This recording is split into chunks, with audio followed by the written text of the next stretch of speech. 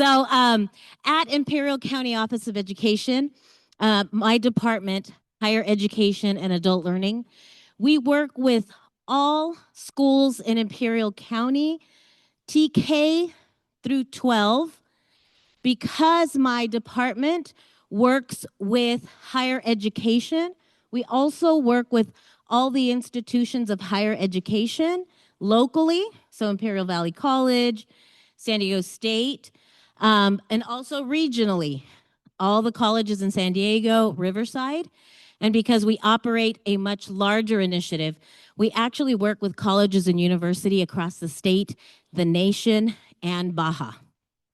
Okay, so our outreach is our reach is pretty far with regards to institutions of higher education. We also help manage adult education programs in Imperial County. What do you know about adult education? Somebody tell me. Adult education, what does that mean to you? Yes.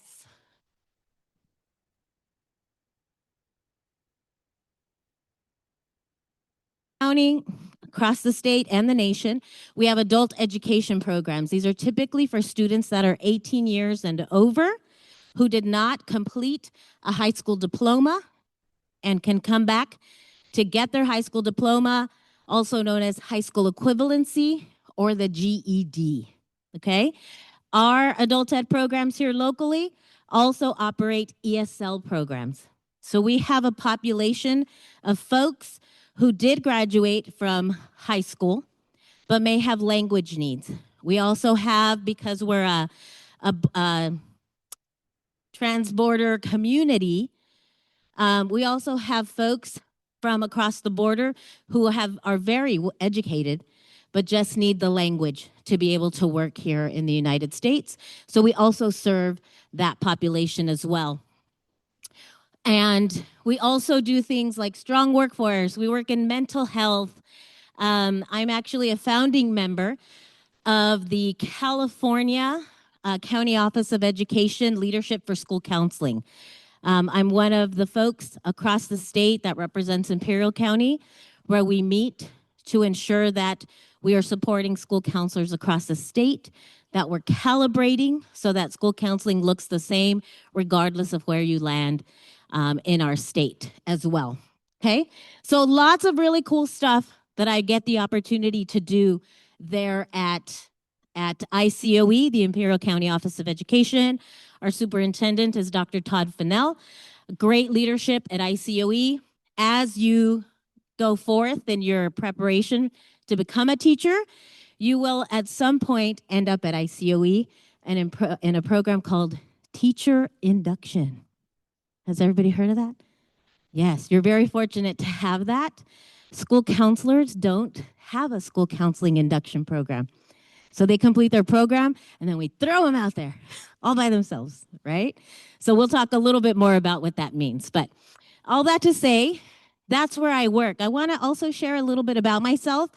Just as a human, as a person here from Imperial County, I am what you call locally grown. I always like to say I was born and raised, but I wasn't actually born here. I was born in Orange County. I'm the youngest of 6 kids. And my parents are like OG Brawley people. Like we're like 5 generations from Brawley. And at a certain point, a lot of people in my family moved to Orange County because there was work there in construction. And so my parents' first 3 kids were born in Brawley. The next 3 kids were born in a place called Santa Ana, California, in Orange County. But we moved back when I was 6 years old. And so I don't have many memories. And I feel like I was locally raised here in Imperial Valley, specifically in Brawley. I went to all the local, any Brawley peeps in here? We're probably related. I'm related to everybody. But I went to Miguel Hidalgo School. I walked from school. I grew up on I Street, on the 1200 block of I Street. And then I got to go to Witter. Back then, it was kinder through 3rd at Hidalgo, you remember? And 4th through 6th at Witter. And then everybody in Brawley went to Barbara Worth for junior high. And then we all became Wildcats. at Brawley Union High School. At Brawley Union High School, I did well academically. I was like head cheerleader. I was in ASB. I did all the things, right? But what there was one interesting thing about me is that I was first generation college going in my family. Neither of my parents had graduated high school. My mother went through the 8th grade, and my dad went to some high school. And all my brothers and sisters graduated high school, but either went into the workforce or became parents soon thereafter. And it was always my dad's dream to have a child, or it was his goal to have all his children graduate from college. We often wonder how he knew about college because he didn't do that, and no one in our family sort of did that. We imagine it's because he was part of a union, a construction workers union, and I don't know if maybe they talked about it there, or scholarships, but that was very prevalent in our home, really encouraging us to get an education. So several of my brothers and sisters attempted, but then, like I said, entered the workforce or started having families themselves. It was something I always wanted to do. I knew that I wanted a career. I knew that I wanted, as most of our parents want, more and better for us.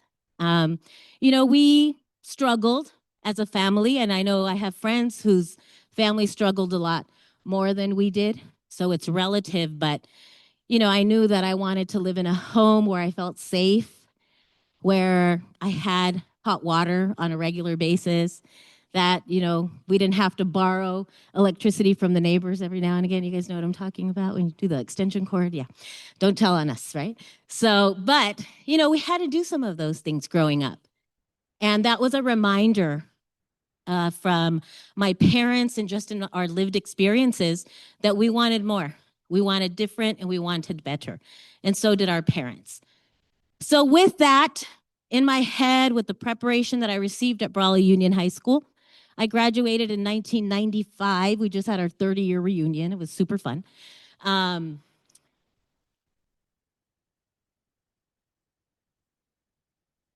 IBC with no FAFSA application, no registration, just myself, my boyfriend, who became my husband, gave me a ride, and we registered that day. We applied for FAFSA that day and did the good old crashing classes, which many of you may not have had to experience crashing IBC classes in the 90s, but I could tell you some stories, right? We're fortunate that our system has improved and changed. Many of you, I'm sure, that in your high school experience, you attended a college application workshop. You probably attended a financial aid workshop. You probably had a parent night, right? They probably talked to you about this in junior high. It exists when I went to high school. And a lot of those things are the work, and I'm looking at you, that we get to do as part of the initiatives that I run in my department. Because in Imperial County, who can tell me the percentage of students, of adults in Imperial County who have a bachelor's degree or higher? Or just give me a guess.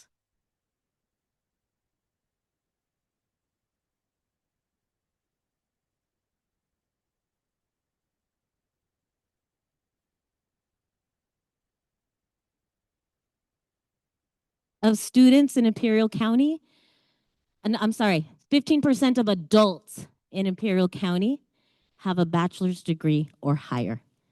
So what does that tell you about the students that you're going to teach?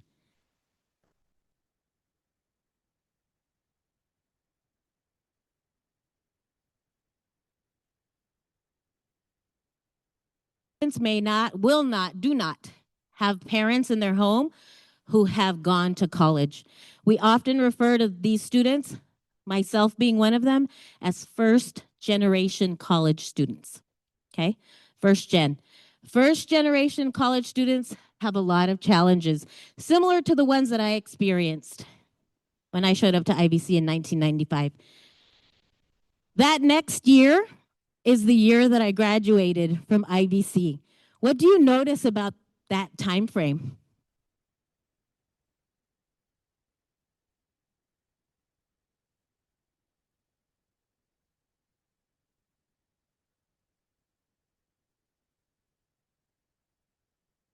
Years, okay? No. Five was plenty. There's a 5-year gap. 5 years, you guys, to graduate with my associate's degree. Okay? I blame my husband for part of this because I was chasing him around for like a year or two or that, okay? But also, I had to navigate FAFSA. I worked at the same time that I attended class. I lacked transportation.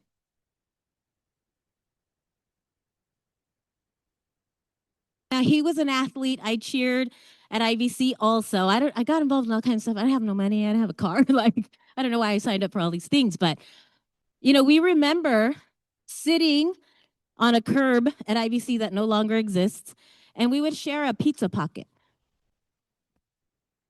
the whole day.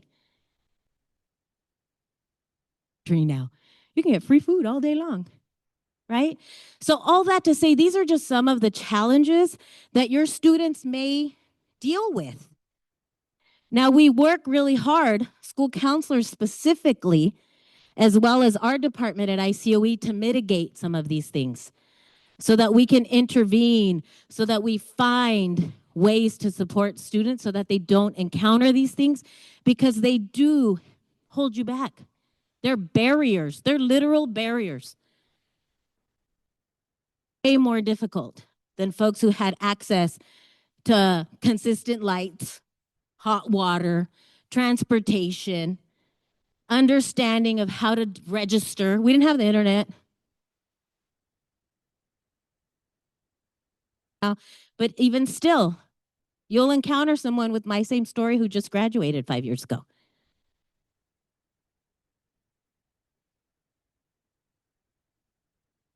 In 2000, I did graduate from Imperial Valley College with my associate's degree, and I transferred here, San Diego State, Imperial Valley. Okay? I graduated from SDSU Imperial Valley in 2002. So what does that tell you? I knew what I was doing by then. I knew when to apply for FAFSA. I knew when I had to register for classes. We had a map. I had a whole plan of the courses I needed to take. Okay? And in 2010, I went and pursued a master's degree with my pupil personnel services credential, which we'll talk about more here shortly. Okay? In 2010, that's my dad. We lost him 6 years ago. But he was like behind me every step of the way, right? And every kid needs a champion, and that was my champion, okay? For some kids, you're going to be their champion, okay? So 2010, I graduated from Point Loma in San Diego. But guess what I had to do? I'm at ICOE and driving to San Diego twice a week.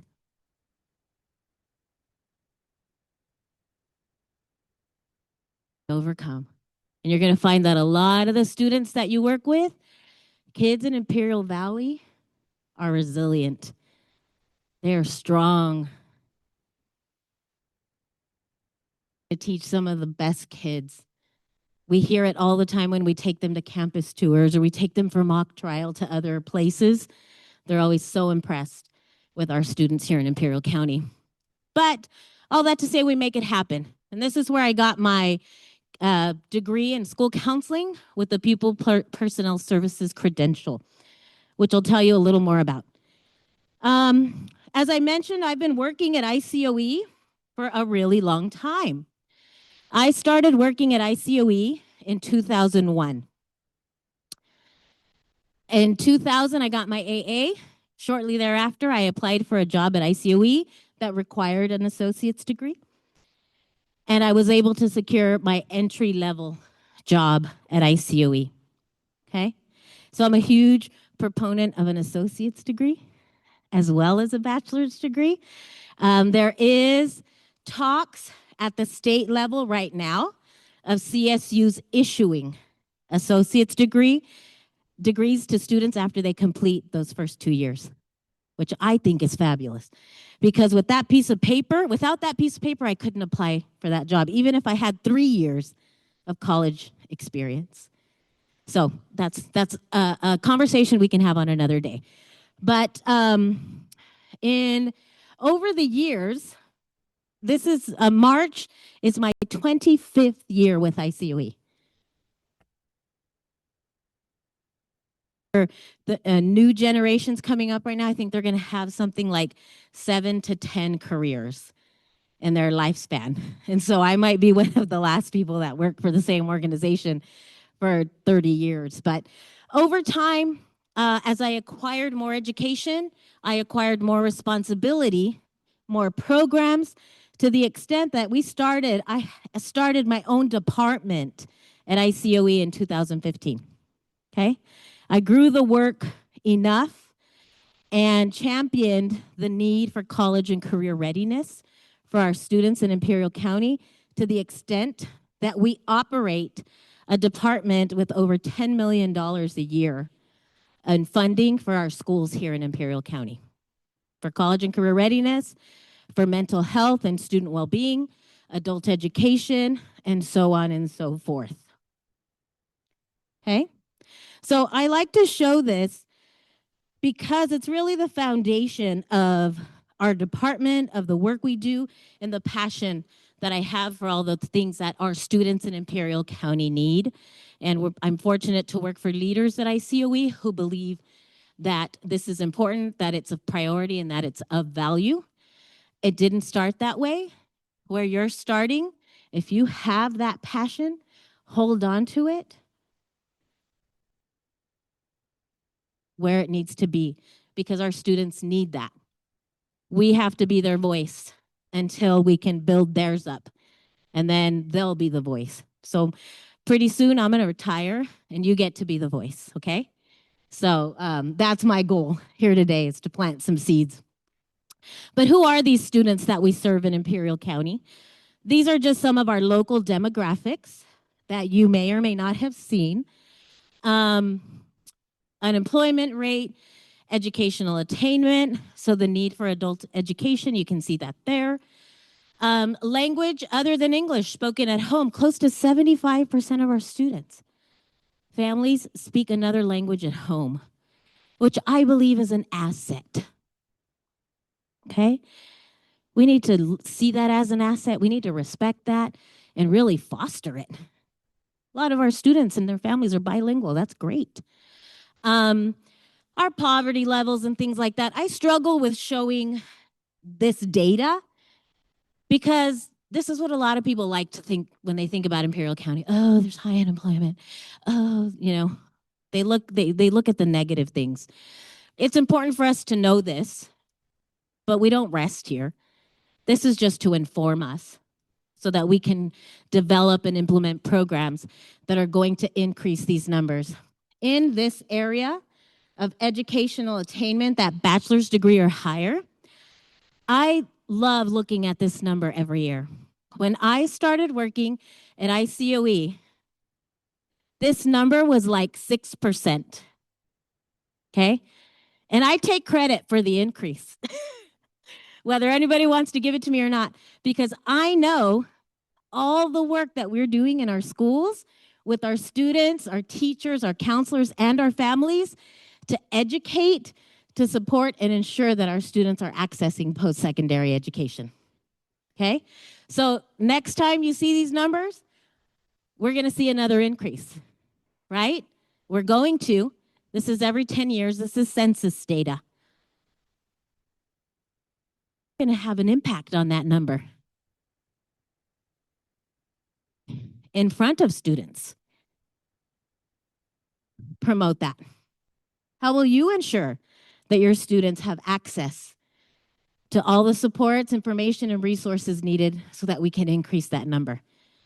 And that increase is not for us, it's for them.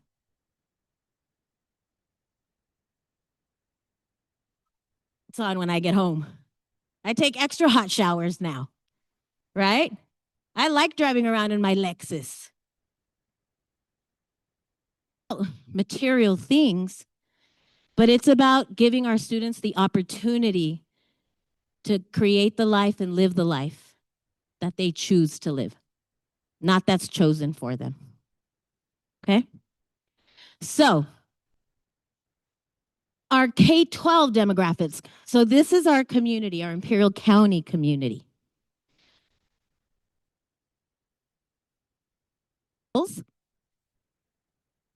We have about 12% of our students that are in special education programs. Okay? About 77, if we round up, of our students are considered socioeconomically disadvantaged. Does anyone know another way that we look at that data? Look at this is the percentage of students who qualify for free and reduced lunch. Okay? In some of our schools, if 80% or more of our students qualify for free and reduced lunch, the whole school gets free lunch, right? After the pandemic, they did away with that. Whole schools get free lunch now. So every student at a K-12 school in California receives free lunch. And, well, you guys aren't in schools yet, but in several of our county schools, there's also a breakfast program now. So that there's first breakfast and second breakfast. Yes.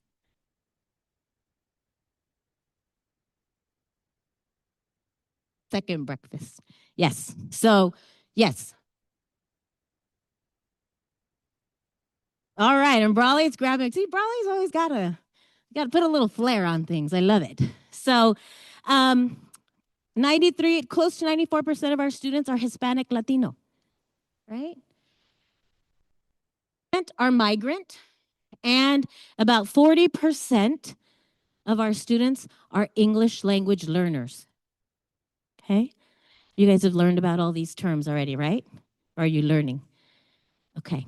Turn to your elbow partner and talk to them about one thing that stands out to you about this data here and how it will impact you as you go into your profession. Give you 32 seconds.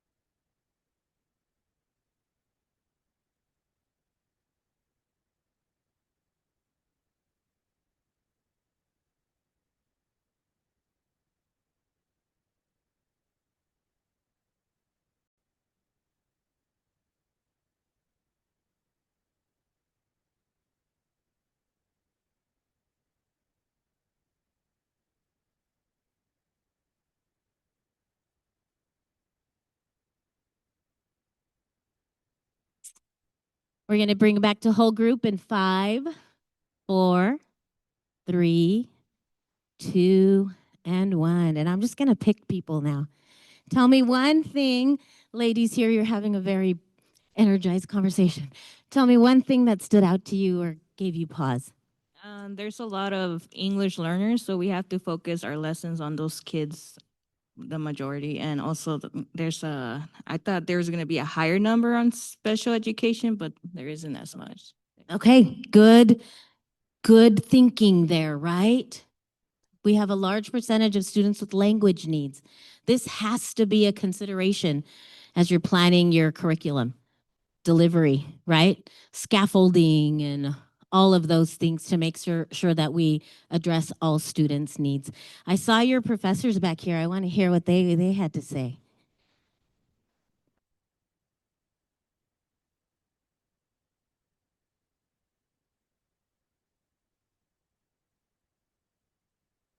English, not well, the special education, and if that was at all correlated to just cancer rates in the valley. Unfortunately, I've been learning how cancer rates are high, and even I've been learning with my students how, as children, unfortunately, they experience those challenges, and even like current students now still, navigate with that. So just wondering if that at all is like relevant. Absolutely, yeah. We're wondering about correlation between maybe some environmental factors. Excellent.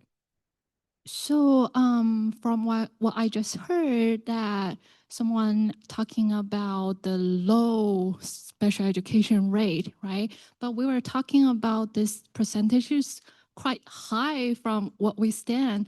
So I'm wondering if all the teachers in the school, they're equipped with the skills to diagnose those, students who need those accommodations and extra support. That's a great wondering, right? What do we equip our classroom teachers with to support students with special needs, right? And you're right. If you look at our special education rates, 12%, that's actually higher. If I showed you the last time we did this data, that percentage is higher, right? Still, maybe not as high as we think, but definitely higher. This information is that's exactly what it is. It's to inform you so that as you go into your profession, you understand the dynamics of your community so that you can prepare to support all learners. And hopefully your districts, not hopefully, I know I work with them, work to equip you with strategies and tools to make sure that you're reaching all learners, okay? In our county, we have about 39,975 students. The last time I did this presentation, we had about 1,000 more students. We are in, does everybody know what I'm going to say next? We're in what is referred to as declining enrollment. This is not Imperial County. This is not the state. It's actually a national issue. We don't know where the students are going, right? So it's kind of an anomaly right now. Since COVID,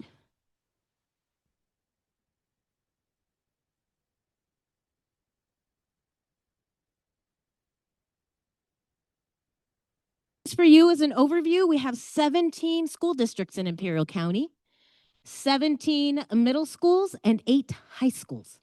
Okay, so you can see there, we have schools that are K-8, now they're TK through 8. We have TK students, 3-year-olds, 3-year-olds. K-12 schools, typically called unified districts. Serve students transitional kinder all the way through high school, elementary, middle, and high schools in one district.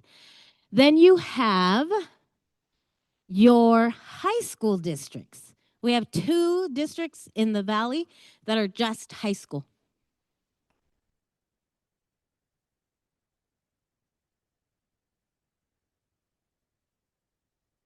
Elementary school district, TK through 8th, and Brawley Union High School District, 9 through 12. That's really fun for us when we're doing programs because I have to convince 2 superintendents to do something. In a unified district, I meet with one and we do stuff across the K-12 spectrum. At El Centro, I get to talk to 2 superintendents, right? But we have really great, I can stand up here with full confidence, say it with my full chest, that we have great leaders here in Imperial County. The schools you're going to work for have really great leaders who really care about the students and families they serve. So I'm excited for you. Also, fun fact, I am the wife of an 8th grade teacher, middle school teacher in Imperial, Mr. Cab, if anybody knows him. There's always somebody who had Mr. Cab in any room that I go into. So he's great, just as great in the classroom. He's a great husband and man at home. So, all right. So here As I close out this section about the county, about myself, I included some pictures so you can see some of the things that we put out into the community for my department. You can tell that's like baby me right there. As I was building my career, one of the things that I got to do here at San Diego State was develop a program that really was one of the, probably the second opportunity, maybe more. I don't want to discredit any of the programs before, but where we did a 4-year program for students to graduate with their bachelor's degree. It was called IVUP, and students did like 2 years at IVC, 2 years at SDSU in one shot. They got their associate's degree, just like I said. They had a map that laid out their classes. We had a 98% graduation rate, which is unheard of. So many teachers, educators, law enforcement, city government, medical field, many of those students are students that went through that program. So all that to say is that I've had the opportunity to be a part of really great things. How many of you are going into secondary education or high school? Single subject. Okay. Junior high. Keep your hand raised if you're junior high. All right. Good luck. I'm praying for you. They're great. But you definitely, middle school is their own breed. My husband loves it. He's been doing it for 25 years. You know, he coaches and he has all his classrooms and he loves it, right? So you're going to be fine. But if you are going into secondary education, CTE, how many of us have heard of CTE or career technical education?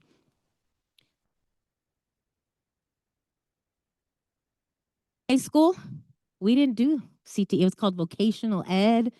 It was one class. It was like wood shop or something to that effect.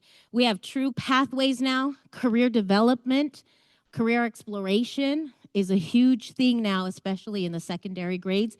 Students, it's really important that they select a career before they select a college pathway. We're doing it backwards. Kids are selecting colleges and then finding out that maybe that major doesn't exist at that college, right? Or what are the requirements to get into that college? Do they require some sort of experience? So, you know, on another day, I'll come back and talk to you about CTE. We do Higher Ed Week. We bring over 25 colleges and universities from throughout the nation. We do a traveling college fair to every high school here in Imperial County, students' junior and senior year. Right? So remember I talked about that barrier of not having access, of not having access to information soon enough? We do this twice a year. Did anybody go through Higher Ed Week in here? Do you remember when the college? Yeah, okay, excellent. And then we do what's called the Imperial Valley Counselors Roundtable. Photo of all the school counselors in Imperial County. Do you think we have? Don't look at the picture.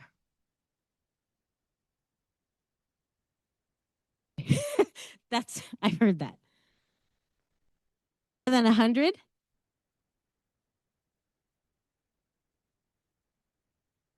Every school in Imperial County has a school counselor. Half. Who believe that all high schools have a counselor?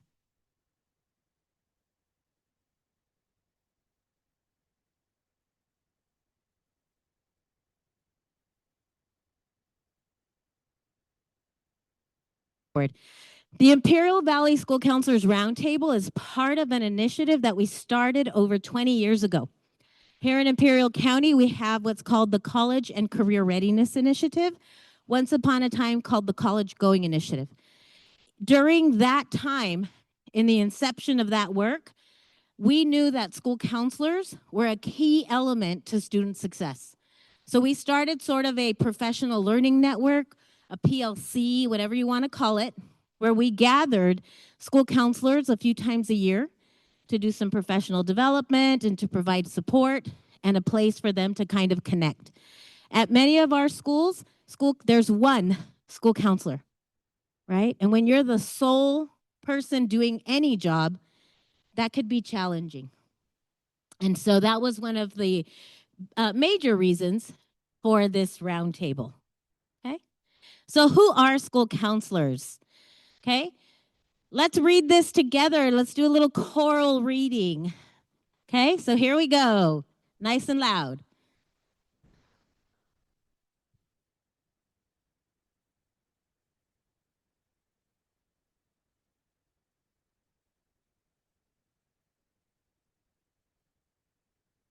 Counseling program for? Is it for some kids? For all students. Okay. That is unique. Can you think of other school-based, non-teacher, often in the mental health side, professionals who serve all students? Can you think of anybody else? Serve all students?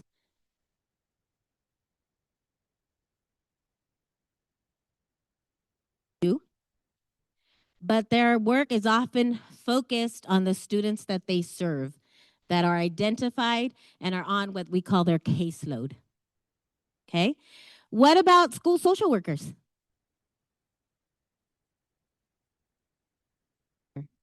What does social workers specialize in? Case management, right? So that's very specific to student cases, okay?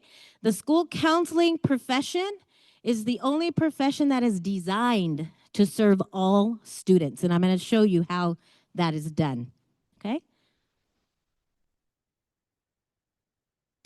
Are employed at all levels. So I'm happy to hear that you believe that we have counselors at all levels, okay? So they are at our elementary. So TK, we had to delve into TK like 3 years ago. That was interesting, right? It's a new area, not just for teachers, but also for counselors.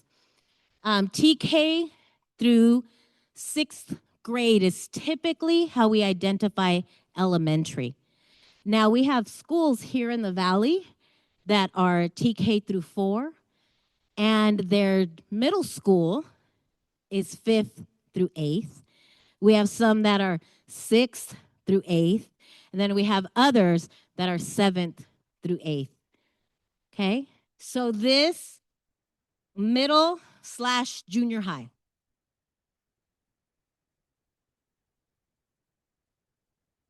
One that we are typically familiar with. When we look at the school counseling profession, this is where the majority of the work started and continues to be. Okay? Important to note that school counselors are also employed in district supervisory positions and counselor education positions. So all school counselors, in order to be a school counselor in the K-12 world, okay, which is where we live, K-12, not IVC or a college, a community college or a UC or a CSU. If you are a school counselor in a K-12 setting, you must have a pupil personnel services credential. So similar to how you are going to do your teacher education, then you still have to get a credential, teaching credential, either a single or multiple subject. School counselors cannot work in a school without a PPS credential. Okay? And they aren't the only ones who have PPS credentials. Your school psychs have a PPS credential. Your social workers have PPS credentials. Child welfare and attendance supervisors have a PPS credential. So there's different types of them.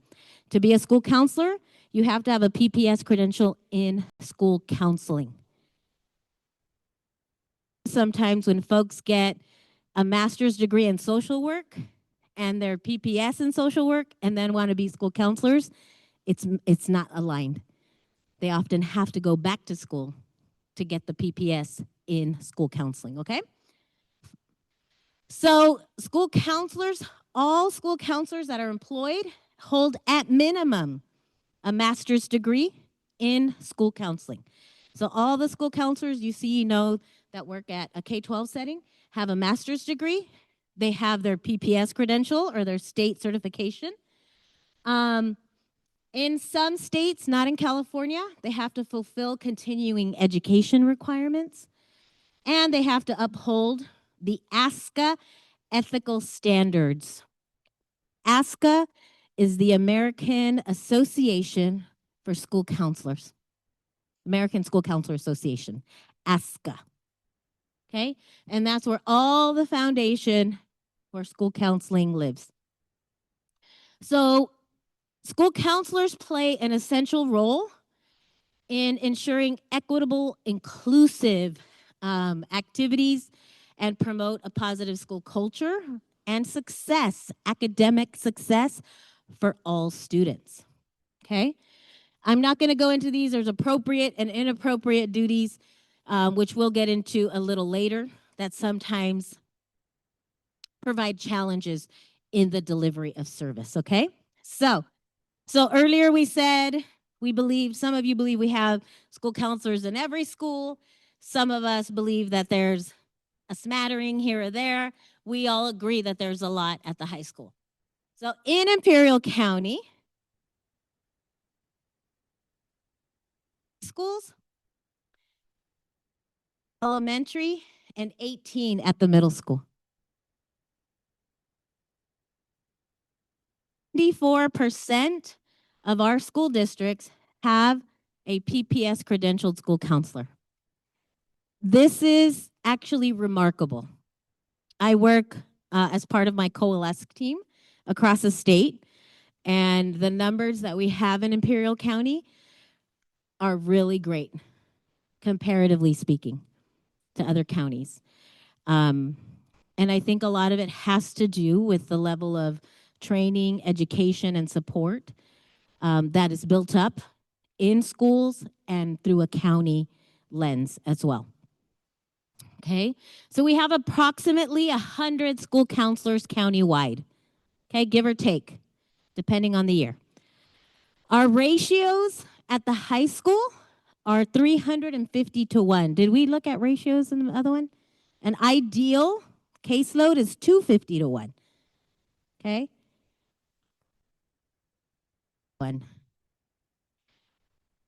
There are counties that have 800 to 1, 500 to 1.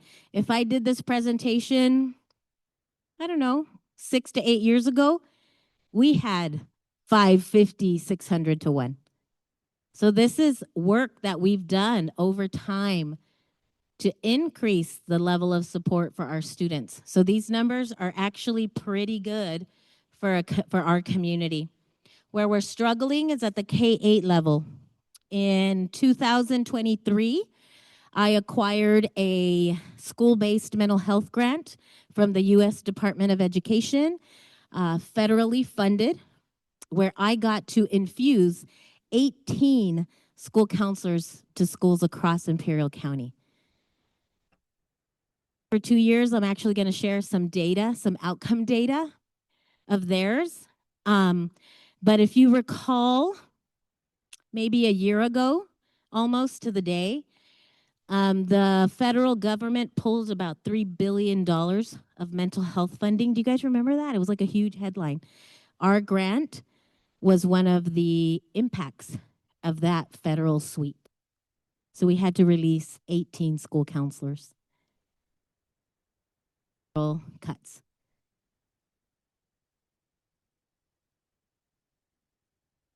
But to those school communities. And so our ratios prior to that were about 400 to 1. The great outcomes we saw later. But we're back up to about 630 to 1.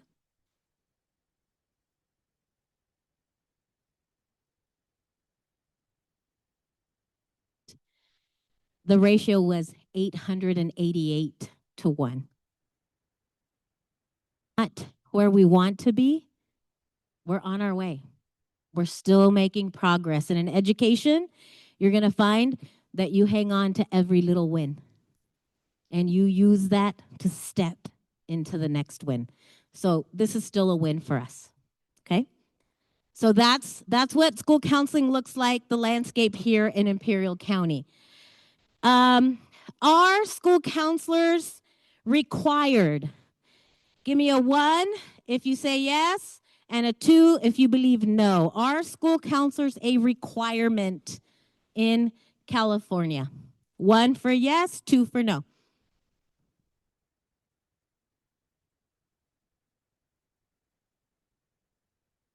Lots of 1s. But if you were a 2, you're right. School counselors are what we refer to as may do's, not must do's. Okay? So that's why we work really hard to advocate for the role of the school counselor. And that's why we want to showcase our data and really work closely because we know they're essential for student success. But when budgets become an issue, our leaders have to be strategic about funding. And there's things you have to do. So it makes it a very challenging conversation, but I think it's important for you to know as you go into your profession that the more we value and work with and advocate for these roles, you can also be a voice for your school counselors as well. But the fact of the matter is that we are may do's, not must do's.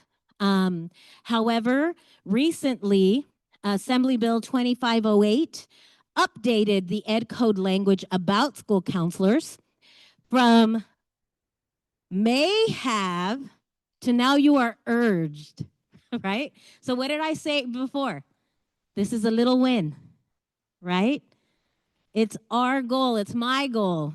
A big goal that I have is that by the time I retire, this is going to turn into must.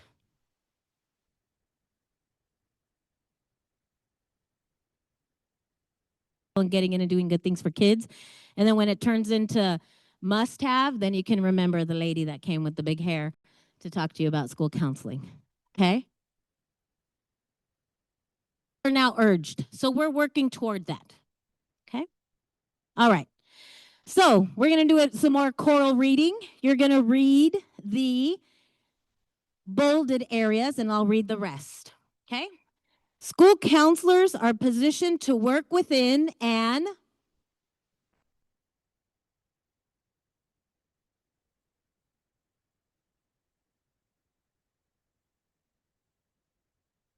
intervention to meet the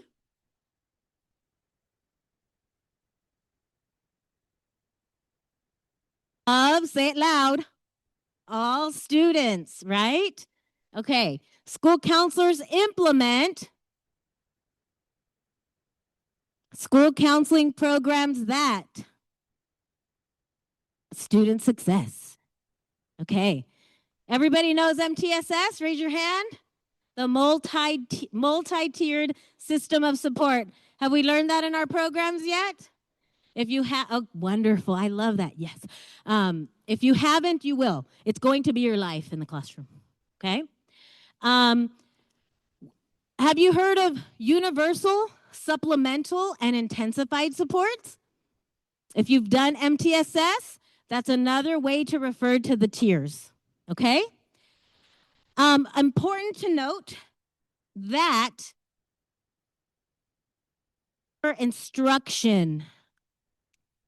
When you hear the word instruction, what does that mean to you?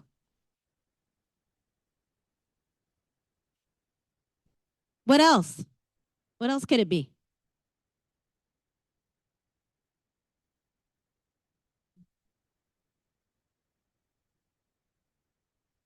For that in 3 areas: academic, it should be college and career, and social emotional. Okay? School counselors are responsible for working in all 3 domains. Okay? In your counseling experience, think back to when you're in high school or junior high. Where do you think school counselors lived in these 3 domains? Where did they live the most?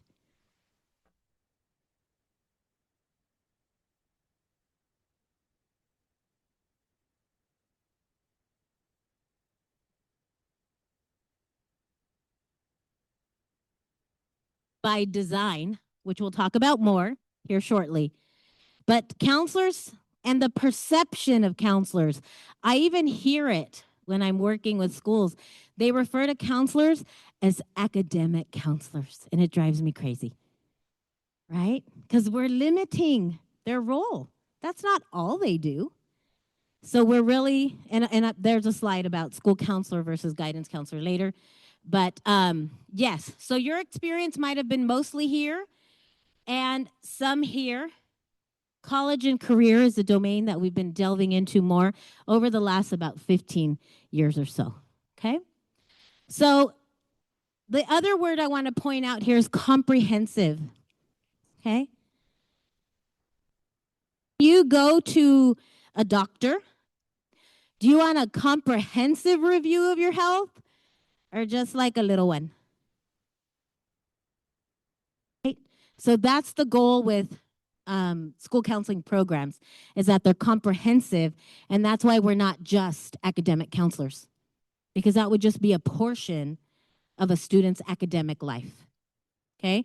A comprehensive program addresses all three of those domains. The level, we mean all, okay? They assess student needs, offer advising, deliver instruction to enhance awareness of mental health and other things, promote positive, healthy behaviors, and seek to remove stigma associated with mental health in that social emotional domain. Okay? Let's read this together. School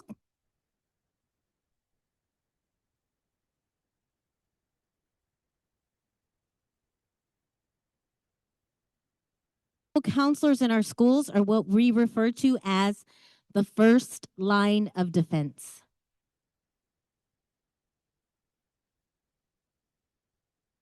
Partnership with our teachers, because you are the ones that spend the majority of the day with those students.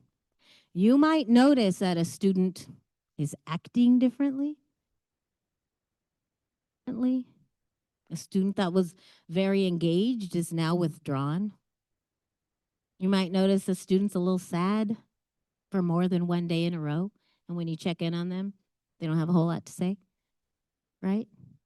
Oftentimes, students will seek their school counselor because of the relationship that they've built with them, but oftentimes they'll reach out to you, right? So this is sort of a partnership so that we catch students and they don't fall through the cracks.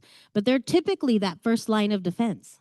They might be the first to notice, or they might be the first one that that student opens up to. Important role that you have access to once you become a classroom teacher, okay?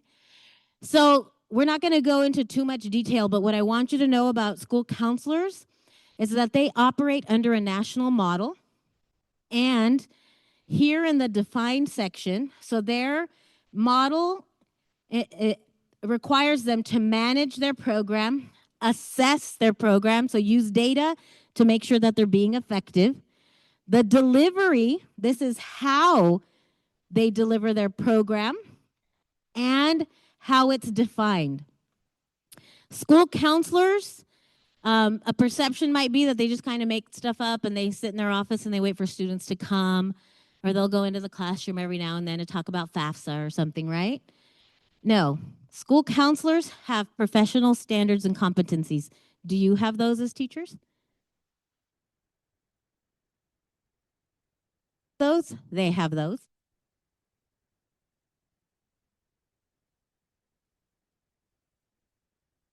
Because they deal with some pretty sticky situations, right? So they not only have to make decisions based on law, but they also have to make decisions based on ethics. And you will too. I believe that's a class in your teacher ed program, law and ethics.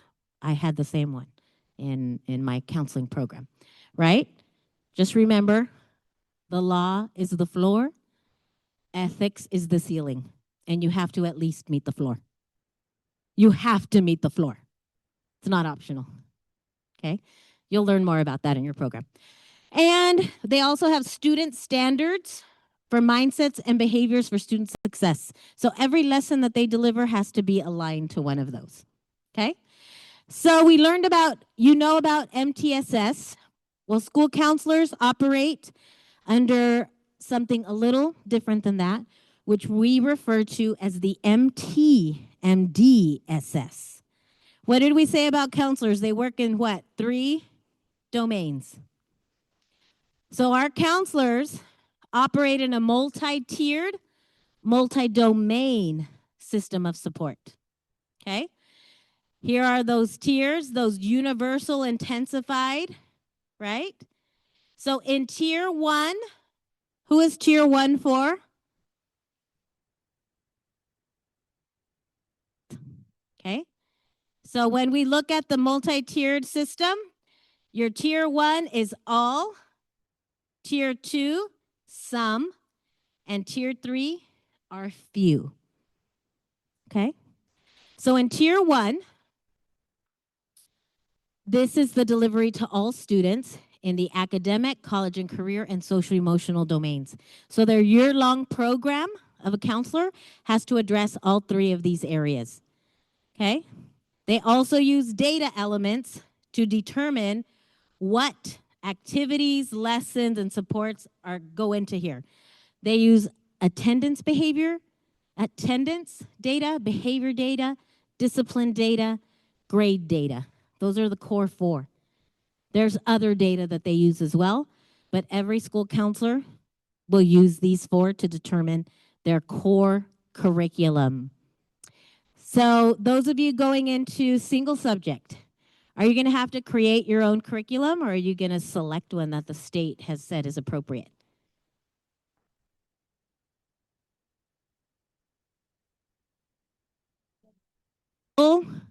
You'll design lessons around a state-approved curriculum. Okay? School counselors, we don't have a Houghton Mifflin. Do you guys know what Houghton Mifflin is?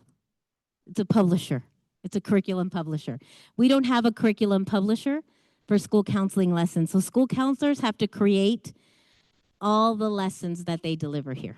Okay, so that's a little bit of a unique thing for school counselors. Because at tier 1, we have to deliver district core curriculum that addresses all 3 domains. And where do we do that? How do you believe that delivery happens?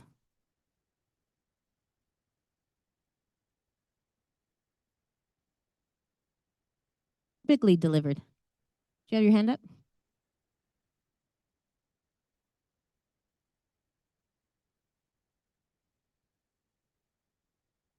Setting. We've also seen this. I don't endorse this. I've seen where they pull all the 5th graders into the auditorium and the counselor delivers that way. Okay? That if we have to do it that way, we will, but in the classroom is the ideal setting. Okay? They also do individual student planning at that secondary level, 6th through 12th grade. It's where we do career development, where we start working on 4- and 6-year plans, right? When we start looking at CTE pathways, all of those things. And then we do district and school-wide activities, things like Red Ribbon Week, Higher Ed Week, and things of that nature, okay? Then we move more into the more intensified supports. And I think this is typically when folks think about school counselors, this is the perception, is that we're seeing students in individual counseling or group counseling. Okay? And who is tier 2 for? Some. And what did we say counselors serve? If this has been our experience, we're not seeing a comprehensive program because only some students have access to it. Okay? Is individual small group referrals to resources. School counselors are not therapists. Okay? We have therapists on some schools. They're what we call licensed clinicians who can do long-term counseling and support with students. School counselors do what we refer to as short-term, solution-focused, brief counseling. Okay? A school counselor can see a student individually, one-to-one, for a maximum of 6 to 8 sessions. Okay? We can see students in a group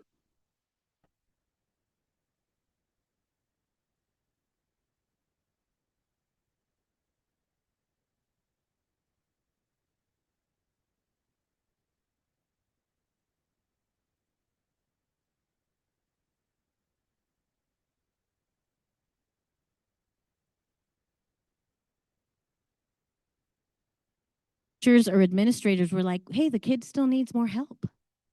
They're still exhibiting the same behaviors in class, or the challenges at home still exist, right? Important to note that as counselors, we have to collaborate with other school-based mental health professionals and refer out. Because counselors, just like teachers, you have a threshold based on your training and what your credential allows you to do. The same goes for counselors, okay? So once we hit that threshold, it's important that we're collaborating with other mental health professionals to refer students so that they continue to get the level of support they need that is appropriate from the appropriate professional, okay? Now, when we hit the 8th week and they don't have an appointment with the therapist or another professional for 4 weeks, do we just say, too bad, kid, go back to class?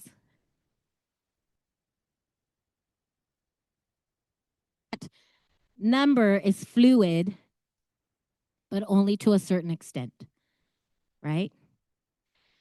School counselors also work really closely with parents and teachers. Okay, we're going to talk a little bit about consultation here shortly, but their goal is to always include the parent as part of that student's care. Okay, the only time we won't include a parent is when there is harm being done by that parent, because we could intensify some things, right? So, but know that there's always a goal to include those parents, which takes us to tier 3.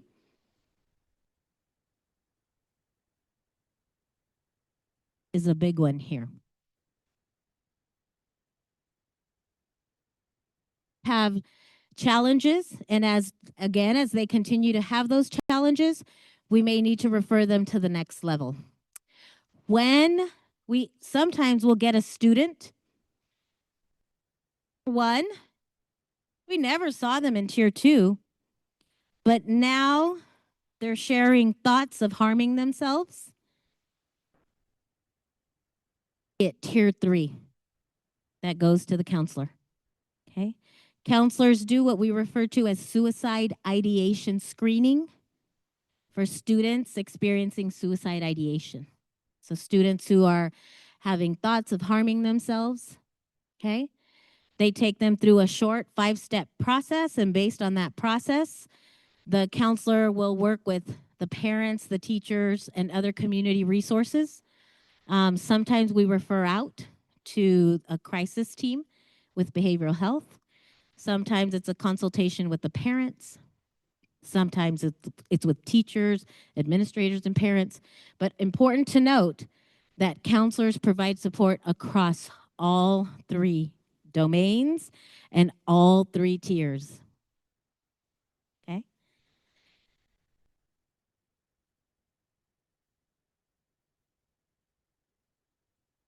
Okay, I'm not going to tell you to go find somebody new, but I want you to stand up. You've been sitting for a while.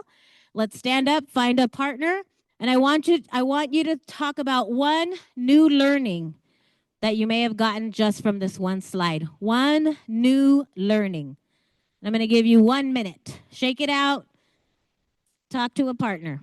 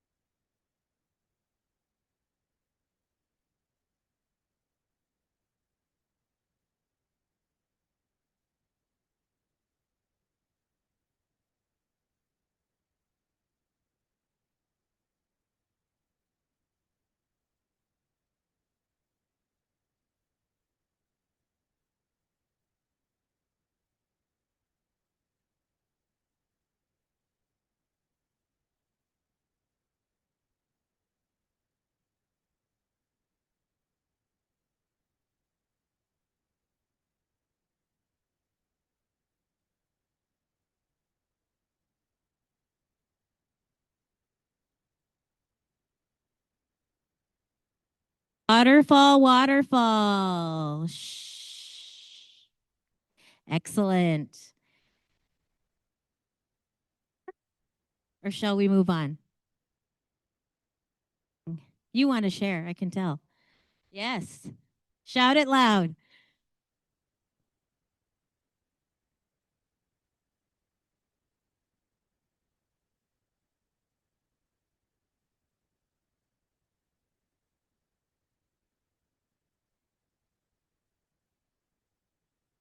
$5, I'd give it to you. Great job. It's, yes, you can see a system, right? Of intensified support based on need while still ensuring that we're serving all students. Okay? So beautifully done, beautifully done. I lost my clicker. We have 15 minutes, right, Dr. Zhao? 15 minutes left. And I have like 82 more slides to go. So I'm not going to get to all of them, but you have access to these, correct? So you have access to these. There's a great video that does what I just did in like 30 minutes and like 5 minutes. Okay? So please feel free to watch this. This is Trish Hatch. She's like the godmother of school counseling here in California. She ran the program at San Diego State for many, many years, main campus. And she operates a nationally recognized training program for school counselors. She's phenomenal. That'll be really good. Again, we have the American School Counselor Association, and we have what are called position statements. Everything I'm doing today is based on ASCA, right? This isn't Denise made this up and said school counselors do this. There's an actual framework. There's language in here about the framework and the school counselor's role, which I'm not going to go into, but I just want to make sure to touch on a couple of things. We already talked about how the school counseling program is designed to be comprehensive in scope, okay? All 3 domains, all 3 tiers. That's comprehensive, okay? The important thing that I want you to leave with here today is that it's designed to be preventative. When you think of a school counselor's role, do you see them doing more prevention or intervention? Right? We need to flip that paradigm. Because if we do this, I'm going to show you data that shows what happens to these 2 tiers when we do a good job with our universal supports for all students, okay? So we are in the process of doing that work to flip this paradigm. More in prevention to decrease the need for intervention, okay? It to do with this. There's an old paradigm that a lot of our educators and community members are working with, not just in our state. This is a national issue, okay? In the old days, school counselors were referred to as guidance counselors, and their role was reactive. They provided services to some. Their impact was measured based on how they felt. Like, oh, did they do a good job? I don't know. It seems like it. The kids seem happy, right? That was kind of the way they measured it. It was an ancillary role, like on the side, right? And they worked in isolation, okay? We've been working for about 25 years to shift that paradigm to the role of the school counselor. What did I just share? That we're proactive and data-driven. We provide a program to all students. We measure our impact on achievement, attendance, and behavior data. Remember that? Those core 4 data elements? They're an essential role to the school improvement process. They are leaders, and they develop, manage, and evaluate a comprehensive school counseling program.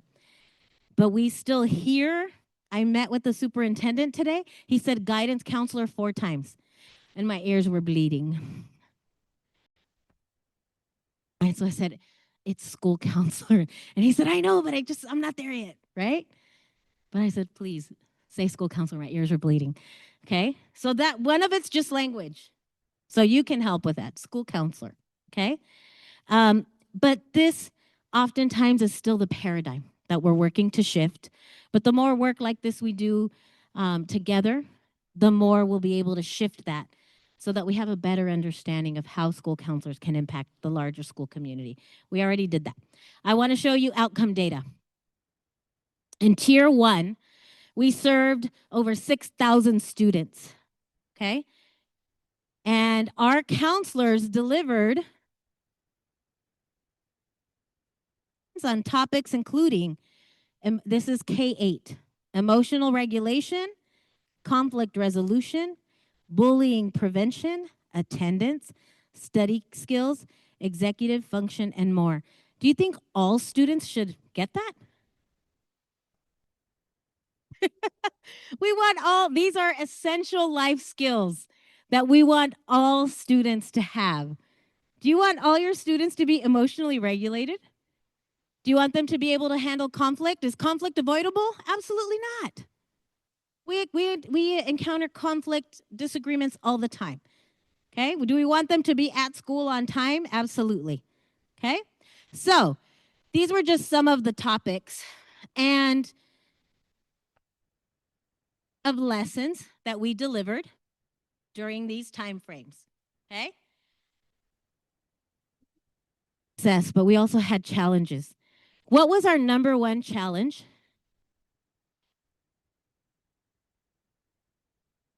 School counselor in Tier 1 services.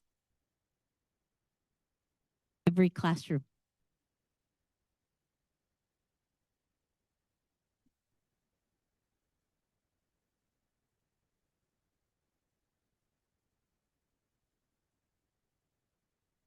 Serve all students.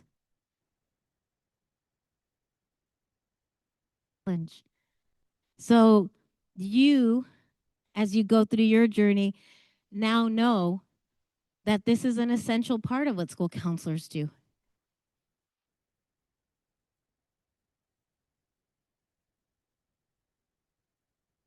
This wasn't even every week, once a month, to deliver a 20 or 30-minute lesson.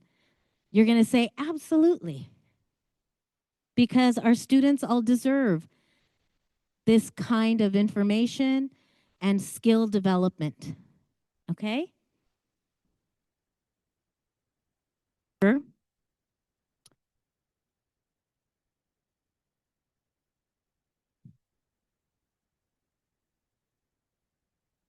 We have evidence to show that before we started implementing a strong Tier 1 program, we had a lot of students that required Tier 2 and Tier 3 intervention.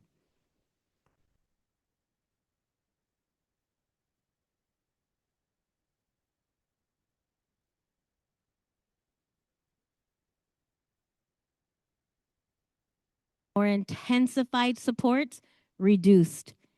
And what does that mean for you as a classroom teacher? That's less time that your student's going to be distracted, less time that they're going to be out of class when they're in class, because we're providing them and we're giving it to everyone. We're not waiting to see if there's a problem or if somebody needs it. We're giving it to everyone because our students deserve it. We say every student because they breathe. Okay? So we believe every student deserves all of these supports because they come to our school and they breathe. Okay? And we know, we have evidence to show that when we do Tier 1 well,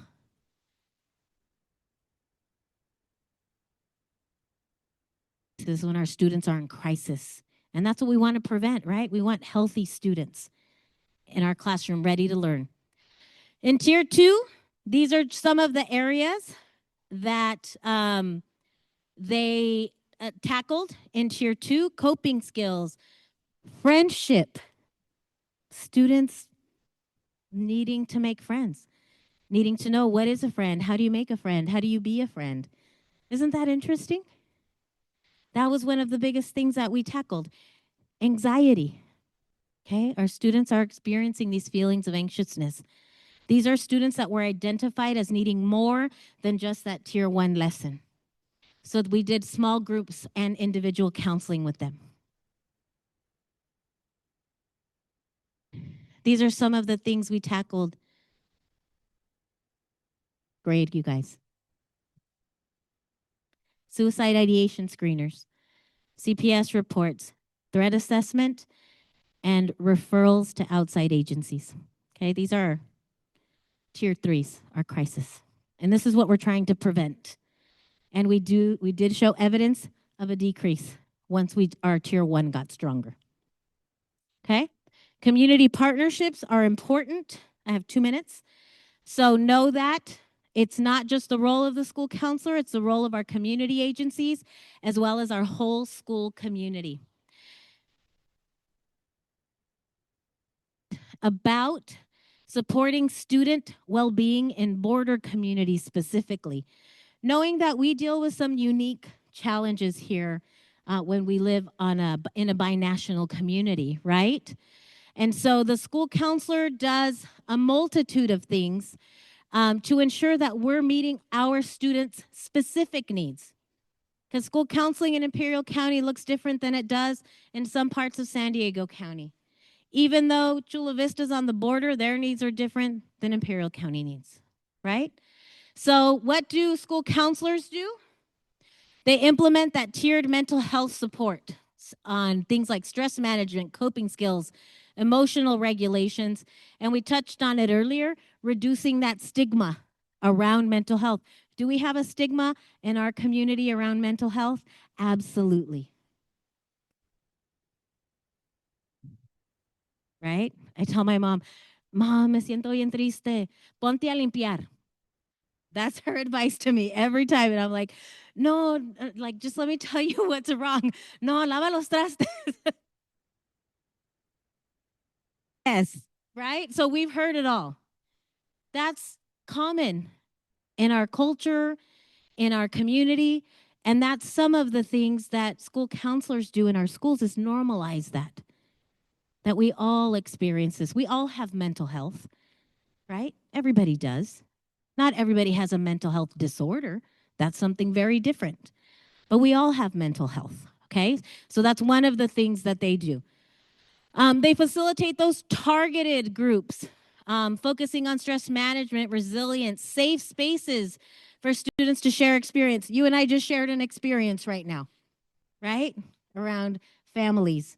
That feels good. I feel normal, right? I feel like other people have the same challenges I do, right? That's what group is designed to do, and that's what school counselors do. They use trauma-informed practices. This isn't Denise said or the counselor made up. These are research-based best practices, trauma-informed practices to recognize stress. They prioritize safety, trust, and emotional support. Okay?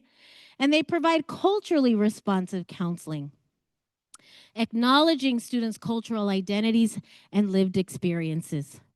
Okay? And foster inclusive and affirming school environments. We did that here today. This is huge. We connect students to resources. Okay? We provide those referrals. I talked about collaboration and how important that is.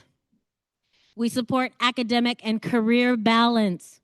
What did I say when I was in college? I wasn't just a college student. I was also employed full-time. Experience, but a lot of our students do. And not in college. Some of them are doing that right now in high school. Some of our students, it's in here, play different roles in their family. Sometimes what they're earning at their job is part of that household income.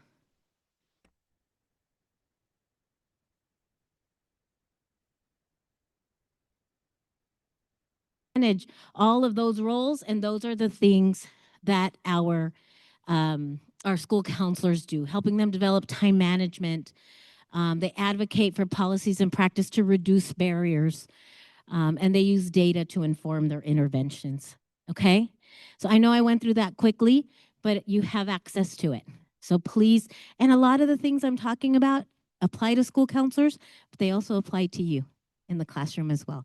So I think you're gonna find correlation. I know I'm over my time by 2 minutes, which is pretty good. I could go way longer, huh, Michelle? I could keep you here for 3 more hours. But before you leave, I would like to for you to take that 2-minute time frame to do a post test for us.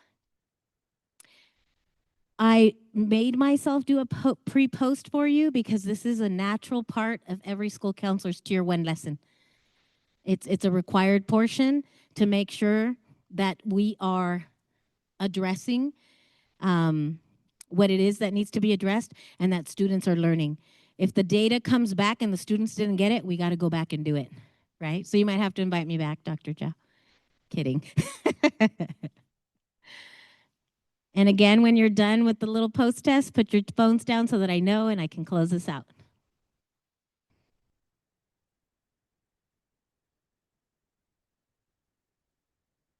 Instagram already, no? All right. All right.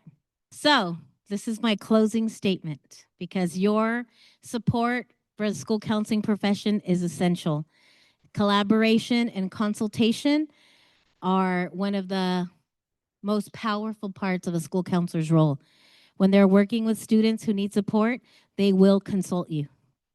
They'll come and speak to you, ask you what you know, and have you be a part of that process to get the student to where they need to be so that they can come to school ready to learn. So, knowing that it takes collaboration to truly support a child. When teachers and counselors unite, students gain the guidance, encouragement, and advocacy they deserve. Time for the invitation. I hope you leave today with a little more knowledge of the school counseling profession and how you, as a teacher, a future teacher in either an elementary or secondary setting, can work collaboratively to strengthen the support for our students so that they can achieve their college, career, and life goals. Thanks, everyone.